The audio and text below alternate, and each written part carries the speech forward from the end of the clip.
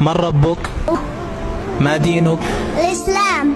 من نبيك؟ محمد صلى الله عليه وسلم. ما كتابك؟ القرآن. أين الله؟ في السماء مستوى على العرش. ما الدليل على ذلك؟ الرحمن على العرش استوى. ما معنى استوى؟ أي على وارتفع. ما أعظم عبادة؟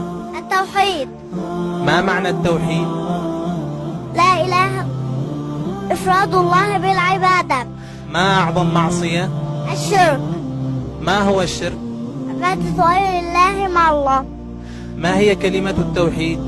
لا إله إلا الله. ما معنى لا إله إلا الله؟ لا معبود بحق إلا الله.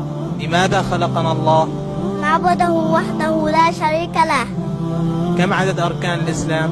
5. ما هي؟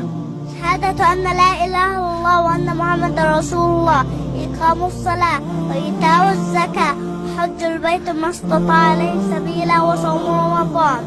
هل لله أسماء وصفات؟ نعم. هل أسماء الله وصفاته تشبه أسماءنا وصفاتنا؟ لا.